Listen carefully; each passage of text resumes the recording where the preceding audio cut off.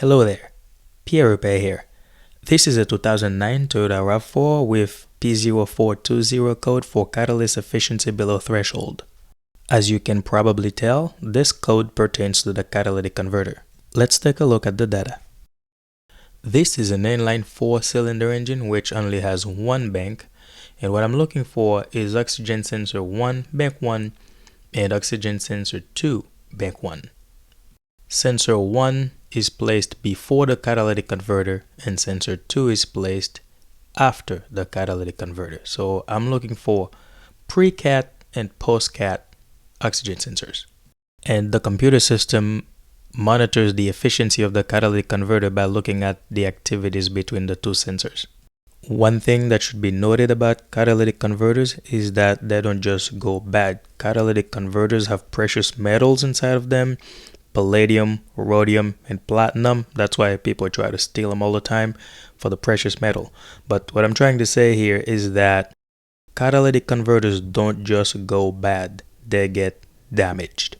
So they can get damaged by engine failures such as a failed head gasket that put coolant into the exhaust stream or a dead misfire. These are the issues that could damage your catalytic converters. They don't just go bad. Alright, getting back to our sensors, I can take a look at bank 1 sensor 1. I can already tell that this is an air-fuel ratio sensor and there is a lambda associated with it. This is not a regular oxygen sensor, and the good thing about air-fuel ratio sensors is that they can tell how lean or how rich the air-fuel ratio is inside of the combustion chamber. A regular oxygen sensor would only tell you rich, lean, but the air-fuel ratio sensor has a wider range. The reason why I could tell it's an air-fuel ratio sensor is because air-fuel ratio sensors sit at around 3.3 volt, and above 3.3 volt it's lean, and below 3.3 volt it's rich. A regular oxygen sensor operates between 0 and 1 volt. So right now I'm creating a custom live data. If I want to go very fancy about it, or if you want, if you're diagnosing this, if you want to go fancy, you can just graph the data. But I'm just going to look at the numbers. So I'm going to select the sensors, and I'm also going to select the lambda value associated with the air-fuel ratio sensor. The lambda value should be sitting at around 1. When it's above 1, it's rich. And when it's below 1, the air-fuel ratio is lean. It kind of mimics what conventional sensors do. Now, the efficiency of the catalytic converter is tested by looking at the activities between bank 1 sensor 1 and bank 1 sensor 2. Now, bank 1 sensor 2, this is what we're going to be focusing on, because this is what's going to tell us what's coming out of the catalytic converter, because it's placed after the catalytic converter.